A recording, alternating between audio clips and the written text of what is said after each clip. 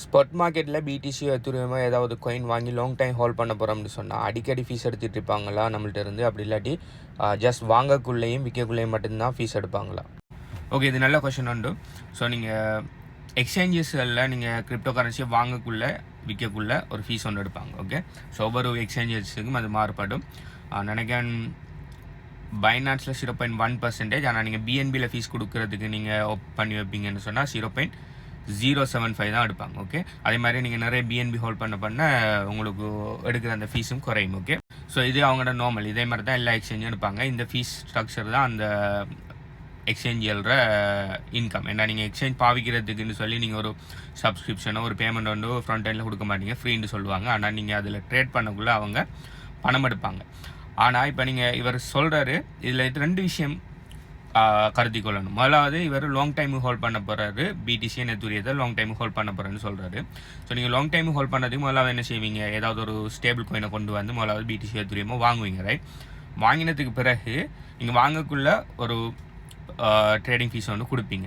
நீங்கள் ஹோல்ட் பண்ணி முடிஞ்சதுக்கு பிறகு அதை விற்க போகக்குள்ளே நீங்கள் ஒரு ட்ரேடிங் ஃபீஸ் ஒன்று கொடுப்பீங்க. ஓகே, ஸோ இது 2 தான் ட்ரேடிங் ஃபீஸ். அதை தவிர்த்து நீங்கள் அதுக்குள்ளே எவ்வளோ காலம் வச்சுருந்தாலும் அதுக்குன்னு சொல்லி நீங்கள் ஹோல்ட் பண்ணுறங்கிறதுக்காக ஹோல்டிங் ஃபீஸ்ன்னு சொல்லி ஒரு விஷயம் ஒன்று எடுக்கிறல்ல வாங்க. ஓகே, நீங்கள் ட்ரேட் பண்ணால் மட்டும்தான் ஃபீஸ் எடுப்பாங்க. 2வது விஷயம் நான் இல்லை சொல்ல வேண்டியது பார்த்தோன்னா, நீங்கள் லாங் டைம் ஹோல்ட் பண்ண போகிறீங்கன்னு சொன்னால் தயவுசெய்து நீங்கள் எக்ஸ்சேஞ்சஸில் ஹோல்ட் பண்ணாதீங்க. நீங்கள் வாங்கிட்டு உங்களோட ப்ரைவேட் ஹார்ட்வேர் வாலெட்டுக்கு கொண்டு வந்து உங்களோட ஹார்ட்வேர் வாலெட்டில் லாங் டைமு ஹோல்ட் பண்ணுங்கள்.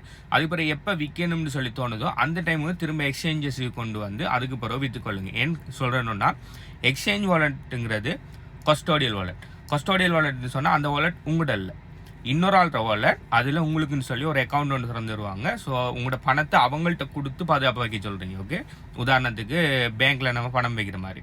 ஸோ அவங்கள்ட்ட கொடுத்து வைக்கிங்க. ஸோ இதில் இருக்கிற பிரச்சனைன்னு சொன்னால், எப்போ வேணுனாலும் எக்ஸ்சேஞ்சஸ் உங்களோட ஃபண்டை ஃப்ரீஸ் பண்ணலாம், உங்களோட ஃபண்டை முடக்கலாம், எக்ஸ்சேஞ்ச் பிஸ்னஸை விட்டு போகலாம், எக்ஸ்சேஞ்ச் ஃபண்டுகள் ஹெக் ஆகலாம், என்ன வேணால் நடக்கலாம். ஏன்டா அந்த பணத்தை நீங்கள் இன்னொரு ஆள்கிட்ட கொடுத்து வைக்கிங்க. அவங்க நாளைக்கு நீங்கள் உதாரணத்துக்கு ஒரு $1000 பிட்காயின் வாங்கி போட்டிங்க.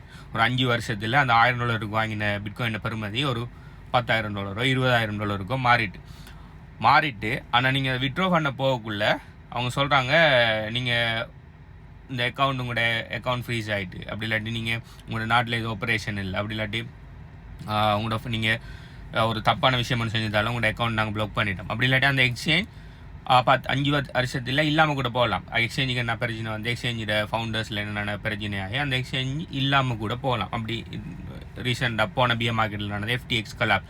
எஃப்டிஎக்ஸ்ன்னு சொல்லி போட்டு ட்ரேடிங் வால்யூமில் 2வது பைனான்ஸுக்கு அடுத்த 2வது இருந்த எக்ஸ்சேஞ்ச் கொலாப்ஸ் ஆகினிக்கு. அதில் போட்டாக்களோட பணம் இன்னும் இல்லை. Okay, billions of dollars lost ஆகினிக்கு. ஸோ அப்படி லாஸ்ட் ஆகிறது நிறைய சான்ஸ் இருக்குது. எக்ஸ்சேஞ்சஸில் கொலாப்ஸ் ஆகிற சான்ஸ் இருக்குது. அப்போ நாளைக்கு நீங்கள் $1000 வாங்கின ஒரு விஷயம் கிரிப்டோ $10,000 ஆகிட்டு, ஆனால் அதை விட்ரோ பண்ண எடுக்காட்டி நீங்கள் அந்த $1000 இன்வெஸ்ட் பண்ணினதே வேலை இல்லை. ஓகே, அப்படி எல்லாமே லாஸ்ட் ஆயிரும். ஸோ இந்த கேள்விக்குரிய ஆன்சர், நீங்கள் ஹோல்ட் பண்ணுறதுக்கு அவங்க ஃபீஸ் எடுக்க மாட்டாங்க. ஆனால் நான் எந்த சஜஷன் என்னன்னா, அதில் ஹோல்ட் பண்ணாமல் அதை விட்ரோ பண்ணி உங்களோட ஹார்ட்வேர் வாலெட்டில் உங்களோட ப்ரைவேட் கீயை ஆஃப்லைனில், அதாவது கஸ்டோடியல் வாலெட், நான் கஸ்டோடியல் வாலெட், நீங்கள் நான் கஸ்டோடியல் வாலெட்டில் வைக்கணும். நான் கஸ்டோடியல்லையும் ஆன்லைன் வாலெட்டில் வைக்காமல் ஆஃப்லைன் வாலெட் வைக்கணும். இப்போ நான் கஸ்டோடியல் வாலெட் ஆஃப்லைன் வாலெட்னா அது ஹார்ட்வேர் வாலெட்டில் நீங்கள் வைப்பீங்கன்னா உங்களோட பணம் எப்பயுமே பாதுகாப்பாக இருக்கும். இது லாங் டைம் ஹோல்ட் பண்ணுற ஆட்களுக்கு மட்டும். ஓகே, அதுக்காக திரும்ப வந்து இப்போ நான் ட்ரேட் பண்ண போகிறேன், ஆக்டிவாக ட்ரேட் பண்ண போகிறேன், இல்லாட்டி பொட் கனெக்ட் பண்ணி ட்ரேட் பண்ண போகிறேன். அப்போ நான் எப்படி ஹார்ட்வேர் வாலெட்டில் வைக்கிறேன்னா, ஆக்டிவாக நீங்கள் ட்ரேட் பண்ணிங்கன்னா நீங்கள் எக்ஸ்சேஞ்சில் வைக்கணும், வர வழி இல்லை. அப்படி செய்யக்குள்ளே நீங்கள் என்ன செய்யுங்க,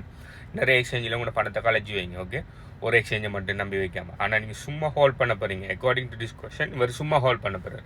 ஸோ சும்மா ஹோல்ட் பண்ணணுன்னா ஹார்ட்வேர் வாலெட்டில் வைங்க. எப்போ உங்களுக்கு விருப்பமோ அப்போ நீங்கள் திரும்ப எந்த எக்ஸ்சேஞ்சுக்கு நான் கொண்டு போய் நீங்கள் விற்றுக்கொள்ளலாம். ஓகே, இதை பற்றி மற்றாக்கள் என்ன நினைங்க, நீங்கள் ஹோல்ட் பண்ணுறது எக்ஸ்சேஞ்சில் ஹோல்ட் பண்ணுவீங்களா, அப்படி இல்லாட்டி ஹார்ட்வேர் வாலெட்டில் ஹோல்ட் பண்ணுவீங்களான்னு சொல்லி கீழே கமெண்ட் பண்ணுங்கள். பை.